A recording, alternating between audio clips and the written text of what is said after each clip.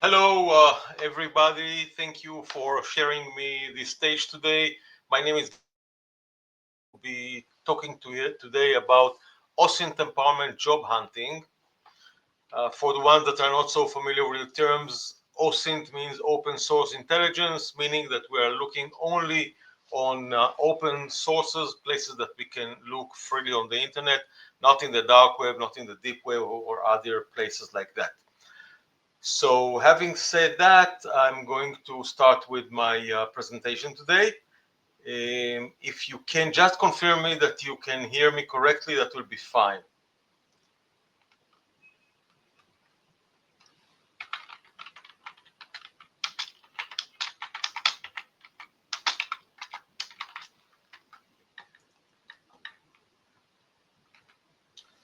So basically, before even starting the presentation, we are going to take an inner look. We're going to look into our souls first, and after that, we're going to go outside. In the first stage, according to the Dreamemployment, my book here, is to start by mapping your own assets from one side and passions from the other side. Meaning, we have our assets, our knowledge. I'm talking about intellectual assets, of course. What we learn, what we studied, the experience that we have, cultures that we understand, languages that we speak, programming languages that we can dominate, type of industry that we worked with, etc. From the other hand, we have our passion, the things we love to do. For example, if I love Spanish and Latin culture and sales and technology, and I'm also good in it, that might be a very good match for me to work in this field. So if we're going and taking all those two sections, the assets and the passion, in the middle, we're going to find an area that is connecting them. This area is our personal cocktail. So if I'm strong in interpersonal relations in a rough environment, so I'm going to give a statement like my personal cocktail is building, fostering interpersonal relations in harsher environments. So people will understand what I'm delivering to the market. Okay. At this stage, you're going to go a bit deeper into the conversation and start by mapping our markets. Where are the markets that will be willing to pay a premium, an extra payment for this unique combination, this unique cocktail of assets and passion? So if I go back to the example I gave before about the salesperson for Latin America, then I'm going to try to hunt only high-tech companies that are selling or trying to sell to Latin American countries. And I'm sure that they will be willing to pay me a better salary than to someone that do not dominate the language or does not have this experience with the Latin culture, because each culture is different, and each part of the world have different cultural implications on the job market. So in the middle of the three circle, we have our honeypot. The honeypot is the place where we are making most of our money, where we can make the best income that we can as independent, as employees, and in any other sources. Let me give you a bit of a briefing about what's going on here in the other three combinations. I may have the passion for a certain area. For example, I love to draw, and I may have the assets, meaning I know how to draw very well, but the market is not willing to pay a lot for my drawings. So I'm not going to make money here in this combination. Over here, for example, I may have the assets. For example, I studied accounting because my mother sent me to accounting school, and the world is needing a lot of accountant, but I hate every day. I don't like what I'm doing. So again, that's not a success factor for me. In this area is I may have the passion, for example, to cure spitted lips to kids in Africa, and the market exists, but they don't have the assets.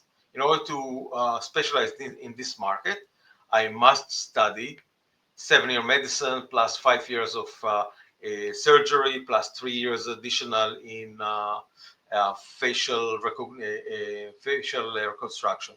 So the only place where I can make good money, good income as an employee or as an independent is here in the middle. In the next minutes, we will understand how that's coming into effect. So I researched the segments that are willing to pay premium for my assets and passions. Now I can create a target bank, meaning let's say that I identify that medium-sized HR companies or high-tech companies are my best fit. Then I'm going to sort for those companies and try to list them. I will assess the culture of each organization. I'll show you in a few minutes how. And evaluate my potential for growth based on what I can see on the growth of person that used to work in this field in the past. So I will start with what we are calling due diligence. The due diligence process is a process in which we scrutinize the company that we would like to work in the general area from general sources such as plain Googling, a bit of AI, a bit of court records. I try to identify negative reportings. It might be legal cases against the company or the bad that the company did over their employees. Red flags can be cases that the company didn't pay their taxes as it should. Sanction list might be countries that this company cannot sell to or industries that they are banned from working with. And if it's a public company, we can find also in the network the balance sheet, the accounting, the sales, the market, and everything that this company is doing, because it's obligated by the stock exchange for each company. Now, having them doing this process, which is external to the company, we'll try to dig in a bit more into the company, and our main source is going to be LinkedIn. LinkedIn is an excellent tool for us as job seekers to try to penetrate to different markets, to try to understand different culture of companies, the company itself, what they're doing, who are the people over there, and many, many other stuff. So I'll start with three types of audiences in the company that I'm going to connect. The first one is, of course, the recruiters. The recruiters are the ones that are posting the jobs in the different social networks, in the website of the company, etc. So they're the first one that we should approach. Having said that, I will not recommend you to contact the guys from the HR department because they're getting bombarded by thousands of requests, and not all of them are very open to accept someone that is out of the structure that they already have in their mind. The second important group is peers, people that are working in our own field, because this way we can understand very good how is the team dynamics, the internal culture, what's going on in the department, the seniority and the progress of each employee. I'll give you an example. Again, I'm trying to get into a mid-size software company as a salesperson. So my peers should be the people in the sales department, like sales coordinators, sales engineers, sales managers, sales directors, anyone that is in sales. And I can see what is the progress of each one of them. How many years are they working in the company? What was the path that they moved from one position to another? Did the director have been jumped with a parachute to a certain position? Did they grew them from the company, meaning they started as a sales coordinator, as an SDR, and then grow gradually to the position of director? And knowing that will let me understand how is the company treating their employees. The third level of audiences in the company I would like to connect with are the C-level executives. Those are VPs and up, because those people have a lot of influence, meaning if I can get in touch with the VP in the company, there are good chances that he will recommend and endorse me to the company in a later stage. So I will try to connect again with the three type of audiences: recruiters, peers, and top executives. I will also assess the career path and seniority of each one and understand what are my opportunities to get progress or mentoring inside the company, even for my future job after leaving this field.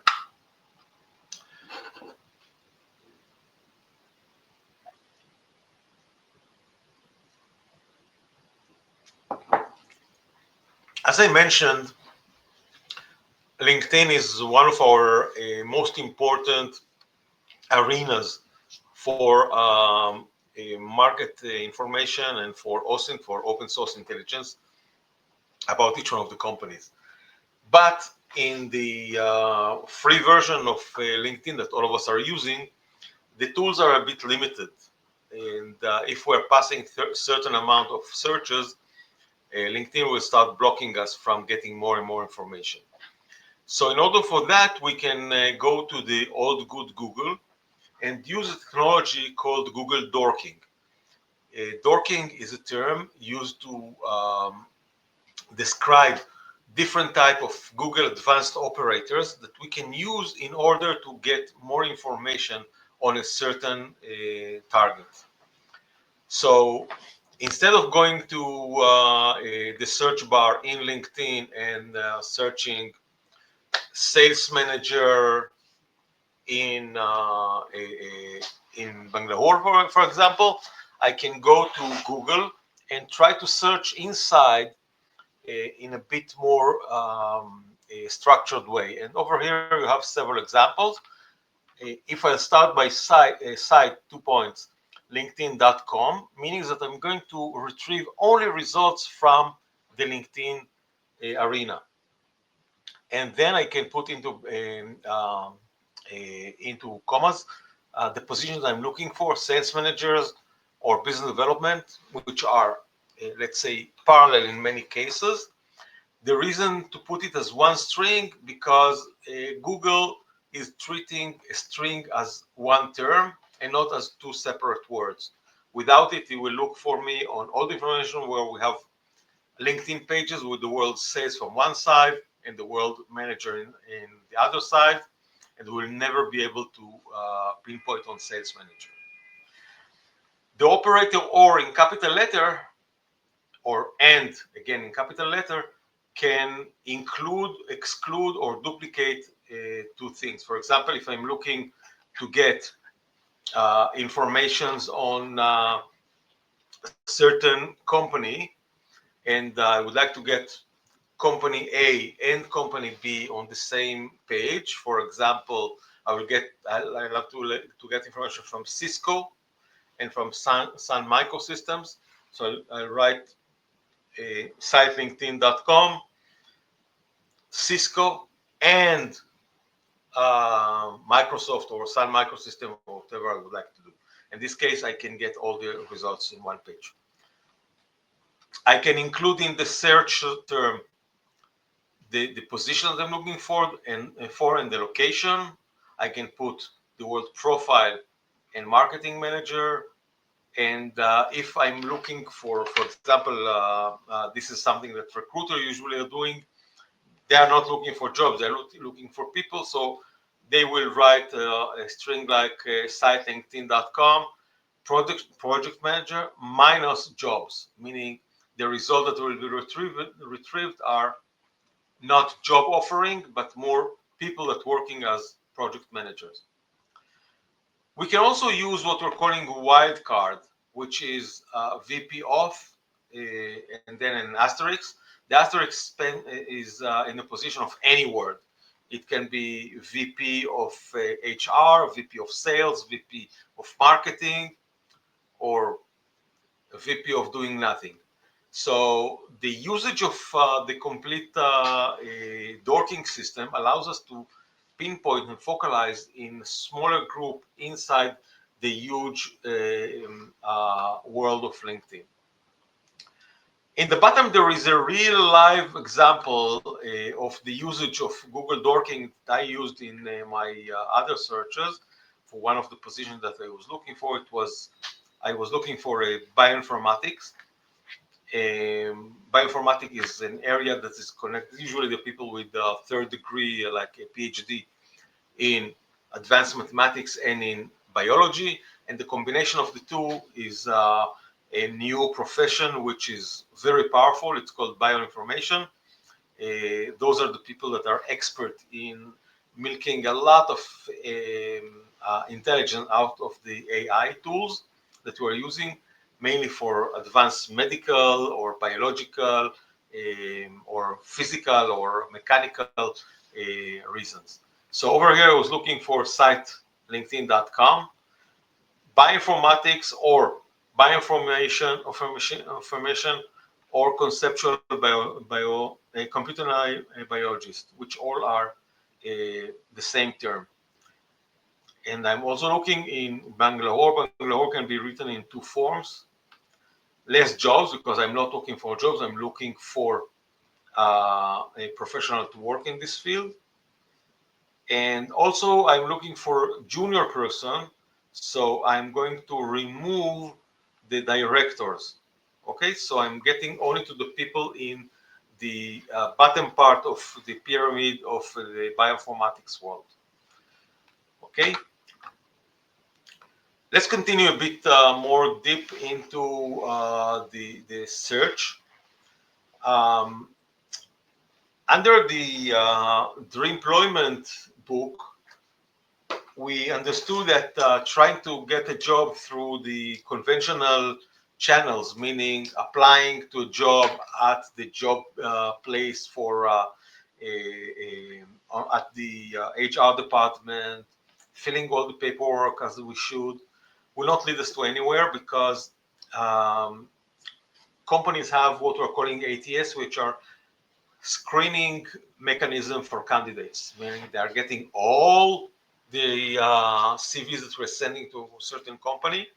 The CVs are going to be filtered for keywords, and the system will try to match from one side keywords from the job post, from the open position, and from other side with our own profile, our own CV.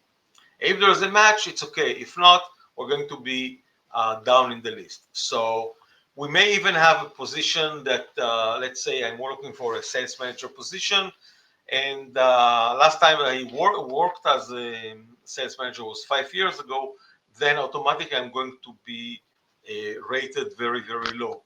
And by that, the recruiter will not even see my CV because it's down in the bottom. He's only going to take care of the upper ones. And the one that is looking at are the ones that he can understand what's going on there. So if I studied in university abroad that he don't understand, if I worked for a company that is not recognizing, if my picture is not as good as he was expecting to find, he will reject me automatically. So we're trying to avoid those guys. And besides, in the employment way, we're identifying our future boss. The future boss is a major term in the employment, and it's the decision maker that's standing right above us in the organization chart. Okay, so again, going back to the sales manager position, if I would like to apply as a sales manager, I can understand that my boss should be either the VP of sales or the director of sales in the company. So those are going to be my future bosses, and those are going to be the ones that I'm going to look for. So I'm going back to LinkedIn. I'm going to log to the company and look to the personnel of the company, and I'm trying to filter who are the sales managers, the sales directors, the sales VPs, etc. And those are the ones that I'm going to attack to or to write to. So the idea is starting by an investigation of keywords, key decision makers in each company, trying to network with them. I'm going to start by a short introduction via the connect button, meaning when I'm connecting with someone, I have an option to send him a short message. Some of us prefer to send in this message a request for connection. Other will say, hey, I'm interested in working with your company. And other are going to leave it blank. You can do whatever you want. I think that the blank one is okay because most of the people that you're going to approach are going to approve you almost immediately without the need to explain why are you connecting with them. Once you're connected, you can approach. One of the benefits of doing it through LinkedIn is in the moment that someone approved you as a contact, you can see his contact detail, meaning he's exposing for you, in most of the cases, his contact details. Usually it's his personal mail, even not the corporate mail. So you can feel free to contact with this person via the email that he provided and ask him for the job that you're looking for. In a few seconds, I'll show you exactly how we're going to do it. And we have, as part of our research, we're going to identify some of the pains of the company and this future boss in particular. And we're going to hit those pains personally. Part of our job and the way that we're doing it, and we're understanding the pains of the company and the future boss, is by doing a very structured analysis called SWOT analysis. SWOT spells for strength, weaknesses, opportunities, and threat. Two of them are internal. The strength and the weaknesses are talking about the company itself, meaning that the company is... Hello, am I audible? Yes. Yeah, sorry to disturb you, Gabriel. I think your slides are not in sync. So, like, your slides are not getting clear. So, can you take a look at that also? I'm sorry, I have difficulty to understand you. Can you repeat, please? Like, your slides are not getting changed. Like, as you are going through, I guess there is some issue in your system. So, can you just upload the PPT again and can go ahead with that? Okay, so I'll continue speaking Yeah. and then you can share the slides with Yeah. the people. Yeah, like the slides are visible, but I guess you are not changing the slides, or maybe in your system the slides are getting changed, but to the people it's stuck. So can you Okay, once okay, like yeah, gotcha. And now I'm in slide 7. yeah, okay, okay. You Okay, can control it by the system. So yeah, okay. Thank you. okay, thank you. Ladies and gentlemen, sorry for that.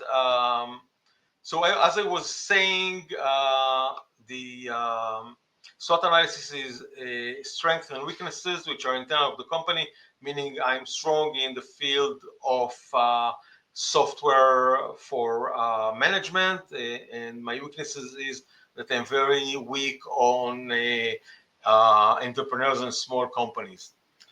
Opportunities and threats are external, and opportunities are the positive part, meaning that the company have an opportunity to grow into new markets in the near future because they have good personnel, good system, good platform. And a threat might be AI, might be a company that is trying to develop the same product in the near future, and so on. So by doing this type of research, we can do it for each company in a matter of minutes today with AI tools. For example, you can just give a prompt to your AI system that will say something. Please do a SWOT analysis on Cisco or on Microsoft and delivering the messages in such and such a format. So you will get in the glimpse all the SWOT analysis for this company. Now, so we have all the information about a certain company. We know how to treat it. We know how to work with this company and so on. We know where the major decision makers, and we also identified our future boss. So now this is the time where you and me together we're going to start approaching this future boss because we'd like to convince him to take me to work. Now, since I know already some details about the company, some in-depth details that most of the people do not know, I will start with a very structured way to write them a letter. It's called AIDA. AIDA spells for attention, interest, desire, and action. And in the attention part, I'm going to give it like a little compliment, such as I visited your website, or I read the industry news about your company, and we found out that you're leading in your subject. Excellent job. That was the first sentence, the first approach, and it looks like we know the company is working with. In the second line of the interest, we're going to touch a pain, meaning after we lifted their ego a bit, they feel a bit euphoric, we're going now to down it to a lower level. We're going to touch a pain point. A pain point can be either of the company or the manager himself. So it might be something like, congratulations for the good work that you did in the Canadian market. And then in the second line, you say something, Canadian market required to dominate also the French language, not only English. Okay, so now we're touching their pain. We can even increase the pain and say, failing to address the states in Canada that speaks French will cause you to lose businesses in this segment. By the way, the French-speaking territories are the most wealthy one, and therefore their impact on your revenues will be substantial. So now you really feel bad that, okay, I have a lot of success in the Canadian market, but my success is limited only to the English-speaking countries and not in the States, and not to the French-speaking. So now I have a real pain. So that's kind of the way that they desire. He's desiring to get an answer. That's the point where we're saying, listen, with 20 years of experience in your field and native language French speaking, I can help you address this market. Okay, so now you understand that we're offering something. Please know that I'm not offering this something as, hey, I'm looking for a job at your company, but as a high-level communication between two executives, between my future boss as the one that is looking for the position, and myself, which is or the owner of these assets of the French speaking. Okay, so in this way he will feel much more comfortable to discuss with me, because he understood that I learned this company, I learned the soft point of the company, I addressed him in a very proactive way, and surely I can be an excellent employee for this company. And last but not least, a call for action. We, as executive, and speaking on my name as well, we have a little of handicap when we're reading an email or a post. If there is no action item for us, we're not going to do it. For example, if you send me a letter or an email that will state some blah, blah, blah without anything for me to do, I will just toss it aside and not take care of it. So we want them to take action. We want them to move the ball to their side of the field. So I will ask those guys something like, I would love to contact you and the time and location of your convenience. Please call me when you're available. I'm going to be in your city all next week. I'm willing to meet you via Zoom or face-to-face at the time of your convenience, something like that. So now they understand that they have to take an action. When we're signing our mails, you can notice that I didn't even spoke a bit about myself, what I am, what I can do, what are my skills, where I studied, nothing like that. Because the focus should not be me, it should be the employer and their pains. So now, after I finished my short email or WhatsApp message or whatever, in the bottom I can add near my signature a link to my LinkedIn profile. This way they can get into my profile to understand what I've done in the past, what I'm doing now, and what I can do for themselves. And from that, the way to employment is very, very short, and we can do it easily. Now, I would like to speak as we're about to recap the session, I would like to speak a bit about AI automation of some of those processes.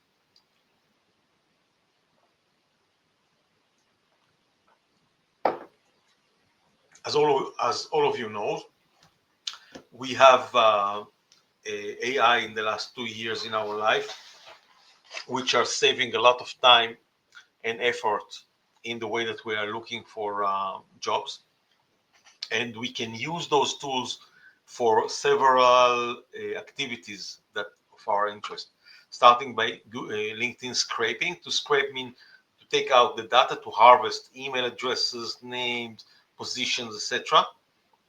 And we can do that. We can do the due diligence to understand a bit each one of the companies working the one of our in our target bank. We can do the SWOT analysis, as I mentioned before, a simple prompt that will say, hey, do me a SWOT analysis on Tata or on any other company, and you'll get a briefing of all that in the way that you would like. We can even request the system, please develop for me an outreach template based on the AIDA model. And then it will structure for us a form to reply to each company. We can go even deeper in using AI. For example, we can record the conversation that we have with potential employers, take the script, the conversation or the transcript, move it into an AI agent, and then please analyze my behavior in this conversation and how can I speak better or where to improve. And the AI will show you exactly where are the points that are required improvement. So in the challenge of job hunting, I can use either a paid service such as Mighty Recruiters, very strong in the United States, but I can also use Indeed. Indeed have a lot of benefits over other because since it's an open source, you can get a lot of information. You have to share some of your information as well to get access to more features, but it's open and you're getting over there information that we'll see in the near future as well. Employer search, we can do it with the Glassdoor in the premium version or for free at LinkedIn. We can map decision maker by Google LinkedIn's Sales Navigator. I'm not recommending it so much because it's an expensive service for most job seekers. While we can use some other platforms such as Hunter.io, which will give us all those details and contact details for free. In some of the cases, they're going to give you a limit of 5 person. For example, if I'm looking for, let's say, vice president in a certain company, I can get up to 5 free searches per month. And after that, I'm going to get into the payment wall. So in order to overcome it, I can connect from different email addresses. I can connect to different platforms because there are several of them. Each one will give us different results. So we can achieve the quantity that we need. Remember, all the dream employment system is not about mass mailing of CVs. It's as little as we can. It's talking about boutique of quality approaches to very limited quantity of quality companies that will value our skills. So we don't need to have over there 1,000 or 100 email addresses of sales managers or sales directors. We need a very small amount. Overcoming ATS, as I mentioned, the ATS is becoming one of the pains of the job seekers because it's becoming very hard to overcome those systems. So there is a paid service called Teal that is doing it. JobScan can do it as well. But my recommendation is to include the maximum amount of keywords that you can into your CV, including personalizing CVs to different positions. If you have several fields that you're working with, then have one CV for each sector. If I have a CV for marketing, for sales, for business development, for operation, each one will have the keywords of those fields. For the operation, I have keywords that are related to operation, like capex and opex, operation expenses and capital expenses, and like funnels, Gantt and Perts, stuff like that that those people likes to do and work with. And if I'm going to sales, marketing, and business development, I'll have more and more details related to it. By the way, I also recommend the one that's also a good way to overcome the ATSs is to include numerical data in your CV. Usually, we're talking about percentage, quantities, and results with the dollar amount near them. So something like I grow my company 20% in the last 2 years, or I overcome my quota in 30% last year, or I sold $5 million deals in the last semester. Those are things that will allow the ATS to rate you higher. You can build your CV alone or using one of those two tools. In LinkedIn, again, you can use this premium service of LinkedIn that will do it for you, or use the free one, this one, Schema.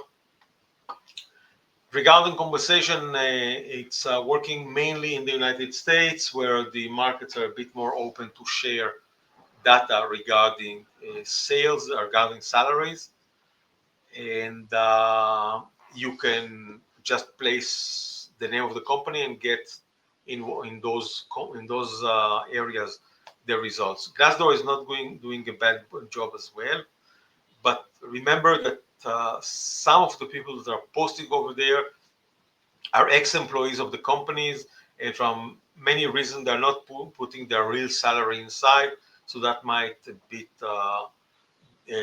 distortionate the results.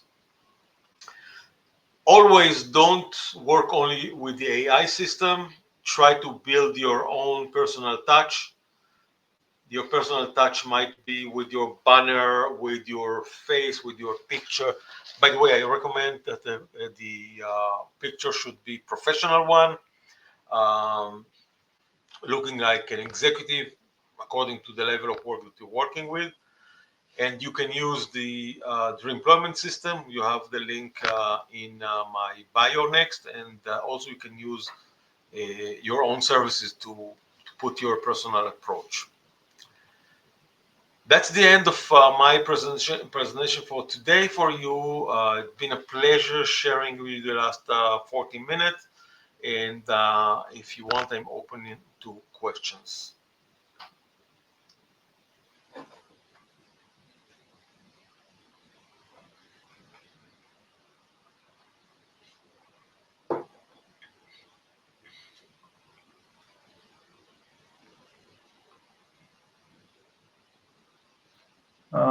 Hello, I think I am audible. So Gabriel, like we have already selected the Q&As from the comments, so you can see them under start section in comments. Okay, I'm reviewing the comments, and as far as I see now, most of them are not questions. Tina is No, like asking. you can see the questions in start section, like just on the right side of live. Yes, so allow me please to go through those. Tina is asking, how can professionals use OSINT to uncover hidden jobs opportunity in companies that are not actively hiring yet? This is an excellent question, Tina. The answer is as follows. Part of the work that we're doing with candidates is not to reply to jobs that are published, but to reply also to jobs that haven't been published at all. Those are the cases in which a company, due to internal reason, do not want to show the world that they are looking for a job. For example, I had one of my mentees, which is a CFO, told me that he got an offer from a company that is looking for a new financial director. And since I knew the owner of the company, I gave him a call to give a recommendation of my mentee. And he was freaked out when I showed him that I know that they're seeking to fill this position. They didn't publish it at all, but used the service of Headhunter, because the current financial manager is still working for the company, and they don't want him to feel that someone is looking for his job.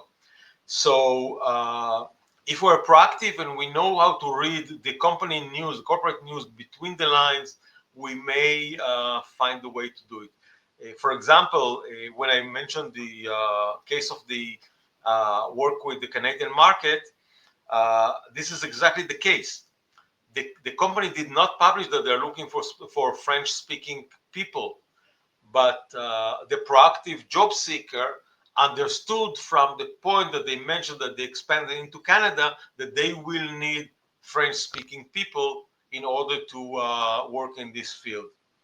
So the way to do it is to try to understand between the lines of the company news, if they're expanding to a certain area, if they have business in a certain country, and even look what the competition is doing. So, for example, if my competition is expanding into cyber solution for AI, and I would like to apply to a company that is similar to that, so I can assume that the other companies also will look for a cyber solution for AI threats. Pinata is asking how would you tailor an AIDA strategist to students who are looking for the first jobs instead of experienced professionals. Good question. The same way, let me go back for a second to the AIDA format. So it's the very same way. Even a student, a novice one, can advertise that he learn about the company and give the compliment to his future boss. He can identify pain points such as we notice that the personnel in your company are above 40 years old, and since your company is going to transmit to younger audiences, maybe it's a time to start putting in your in your company some younger people, professionals that know and think like young people. In the marketing, digital marketing world, the approach is usually very, very young, and they're approaching to young people to do the jobs for junior people. Another thing that I can tell you as a junior one, that you may consider also to try to do an internship in a company, even unpaid internship for a short period, to provide you job experience. And for you, it's sufficient to have the job experience and the a recommendation letter to go and work for other company.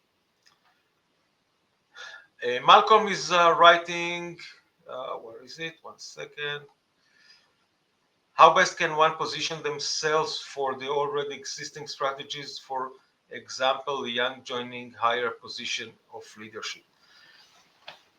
Leadership is a bit more tricky than normal position because leadership usually is a set of skills that is not only learned but born. So true leaders many times were born with a set of tools, and others will die without having them. So one of the best way for you to position yourself as a leader is to take ownership of things. For example, I have now a situation of a young engineer that is starting to work in a company, and he's into his third month. And before going to the next quarter, I recommended him to take ownership of a field in the company. So he's going to take ownership of everything to do with AI. Ownership means that any success or failure is going to attribute it to him. But the fact that you're taking ownership, you're taking responsibility over a field that is not yours, is always positioning you in a better situation. Going to Linda, how can someone automate OSINT collection of enrichment for personnel and professional research using Python? Linda, I didn't want to get into Python, into in-depth programming for OSINT, because it's a seminar that is much more open for the general audiences, not only to people with in-depth knowledge in using OSINT tools as professional. Therefore, we didn't touch it. There are many tools. If you try to go to start.me and click and try to search for OSINT, you'll find a huge depository of information and tools to do it. GitHub also have a very big depository of content. Massimiliano, How can I use OSINT to pass the company reputation and ethical standard before applying for a job? Excellent question. I think that if you go to the company social network, especially Facebook, TikTok, and Instagram, you can see by the pictures the dress code of the people in the company, even when they are in leisure time. You can judge by the way that people speak. You can try to understand if you can see women and men in more or less equal shares, what the percentage of people of color in the company, what are the position of people in color and women in the company, and that will give you a very good understanding about the company status. If you try to do a bit more deep work on that, you can ask your favorite AI about the ethical code, or they are applying with it. You can even try to look at legal databases. In your case, I guess in Italy, there are a lot of databases of legal issues of courts that you can find information about those companies. It's okay for a company to have a case once in a while about a rent, unpaid social security for someone. If it's isolated, if it's 1, 2, 3 cases, it's okay. But if you can see that that's a kind of systematic for this company, that might be a red flag that I will not go into this company. We have a question from OSINTCon attendee. Is OSINT mainly applicable for government, law enforcement, and cyber security job? No, it's for everybody. It's for everybody, especially for companies that it's harder to get information. You will have an opportunity, you have advantage because most of the people are too lazy to do a deep search about the companies and get the information. So by using OSINT, you can get those types of information. I mentioned that companies that are public will get much more exposure for OSINT tool, mainly in the financial fields and in what the company is doing and what the company is doing better than others. Adi is asking, what are some career opportunities for OSINT enthusiastic in the background of economics? Okay, that's fine. OSINT is getting known in the industry bit by bit. People are calling it competitive intelligence or business intelligence, and you can use both forms, both terms in different ways. And companies, small and medium-sized, mainly small companies, will not hire someone to do for them what they're calling competitive intelligence or market research, but they will hire someone as a freelancer to do it. So if you position yourself as a freelancer, you can get jobs from those companies. Usually those are gigs that are paying, I don't know, $1,000 to $2,000 at the beginning. Then you can increase your salaries. For medium size and up, they are starting to build those divisions inside the company. In some of the cases, inside sales. In others, it's part of marketing. And you can try to find in the marketing department someone that is responsible for competitive intelligence. It's an ongoing job because trends are changing, competitors are changing, products are changing, there are trends in the market, and it's a job that once you're getting into it, you'll have plenty of work. So don't try to look at it as OSINT jobs, but more into business intelligence or competitor intelligence. Everett, what is a close rate for company you contacted this following way you experienced? I don't have exact percentage, but from the quantities of people that I used to work in the last, say, 6 years since I launched Employment, I have several hundred success stories, meaning more than 100 persons that already identified and find their work using those systems. The beauty of it is that instead of sending every morning 100 CVs to different companies by just clicking the send button in your job portal. In this case, you are doing an in-depth approach to the companies, and not to the HR managers, but to your future manager, which is the one that have to take decision about you and what's going on with you. Another question from Malcolm.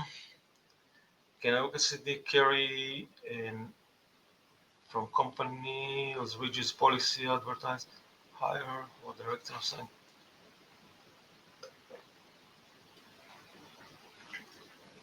Regardless to the type of the company, most of the companies that I know will encourage people to connect to them once they see that the approach is a positive one. For example, if a company is publishing, I'll give you a real case study. A CVP of a company, a VP of a company is asking his HR department to hire for him a junior manager, not important what the field is. So the process will be the following. The HR manager will go to her division. She will start looking for CVs in her immediate bank of candidates from the last year. If she will not find anyone, she will send. Sorry, I'm using the term she because usually HR is a feminine department. Then she will ask other employees to refer what we're calling member get member. And if nothing will happen there, she will start using free advertisement, like in Facebook and so on, and in her own LinkedIn. If that will not help, she will go to the paid versions, meaning LinkedIn or other social networks, or use the services of a headhunter. So by that time, until she is reaching the paid version, something like 3 weeks have already passed. The manager in the other side is eager to get people, and he don't get any type of response from HR. So now they published, and some of the candidates are arriving. So the people in HR are starting to sort those candidates first automatically by the ATS machine, and then personally one by one. And they will choose people that they look like them, meaning they have the same background, the same education, coming from the same school, from the same universities, and that they know that they fit the DNA of the company. They'll pass those guys through a series of questionnaires, which most of them will belong to the behavioral sciences, like psychology, social studies, etc. But they will not test yet at this stage the professionality of these guys. So we may have something like 4-6 weeks from the moment that we posted the post, asked for someone to get a job, until we actually seen the first candidates. So by that time, the VP of that wanted this employee is feeling very frustrated. So if someone of you will give him a call or send him a WhatsApp message, hey, listen, I know that you're looking for such and such employees. It happened that I'm doing the same thing for another company, and I'd love to work with your company, of course, in the AIDA system. You will feel very, very happy to accept your invitation, even though it's not polite to approach a VP. If you're approaching in a good form, you have no problem. I'm going to the last questions. Chief replaced his LinkedIn profile. If you're a student in the US, check out this. Okay. And ARPA due diligence is another term for companies searching for OSINT work. Yes, you can say that due diligence is part of OSINT job. Some of the better due diligences are being done in the financial work, and they are using more sophisticated tools. Usually they're using economists to do the work and accountant. We don't need it. We just have to get like a very brief idea about each company. Remember, I'm talking about very, very short processes. The due diligence and company should not take more than half an hour. SWOT analysis on a company should not take more than half an hour, even 15 minutes if you're using an AI. Okay, so it's just for you to get the impression if the company is good to work with or not. Okay, we have more questions here. What with the fake position posting and the paused position? There is a situation, yes. Companies are posting bogus postings of positions from different reasons. One is to scare the enemy, to signal to the competition, hey, we're here and we're kicking butts and we're working very hard and we're even hiring more people. Second reason might be that they already paid in advance for a full year to a job portal, and if they're not published, they will not get the refund or a discount that they got for this quantity. And third reason is that the company understands that within the next 2 years, they will need professionals in this field. So they're starting to fill up the bank of candidates that they have just in case they need them in the future. How can we dork fresh jobs? So, Anil, you're asking a good question. Usually when you're going to LinkedIn and you're searching for a job, for a specific job, you're going to get a lot of jobs from the same position, even if you're filtering it by profession or by location and all that. The way to cut it and to dork it is try to look at the URL. There is a big number, start with the 3, I don't remember what it is, which is the time in second from the last time that it's been updated. You can change this number to a smaller one. For example, if you put 3,600, you will get only results from the last hour. Okay, so this is a kind of dorking by time using LinkedIn. You can use the same methods also in Google by cutting job posting from the last 24 hours or for the last hour. Anyone else here? Do you know if possible to find out how is visited and how? Okay, to know how many people visited your profile, usually you can know that such and such amount of people visited your profile in the last days, but you will not be able to see them with the free version. You have to get the premium one to reveal the places. I don't think it's necessary in most of the cases. Emmanuel, are there any opportunities for OSINT for someone with the background in education and teaching? I think that if you'll focus in doing OSINT for the educational system, you can do a good job. For example, you can look for syllabuses for courses in other universities, other academies, and adapt them to your countries. So this is a nice opportunity. A vendor can create OSINT tools. Yes, of course, vendor can create OSINT tool for themselves. A last question from Anil here. And what can do better to interview soft skill matter? Soft skill is getting more and more coverage in those days. We have to understand that most of the hard skills are going to be occupied in the future by AI. But we as human beings can still have the advantage because we have our own wisdom. We have our own creativity. It will take ages, maybe, to the AI engines to develop the same creativity as human being.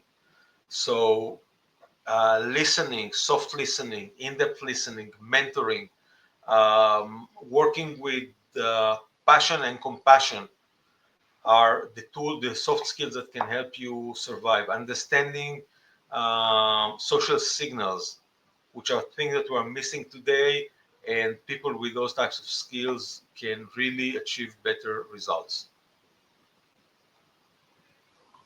So thanks, Gabriel. That was really an awesome talk.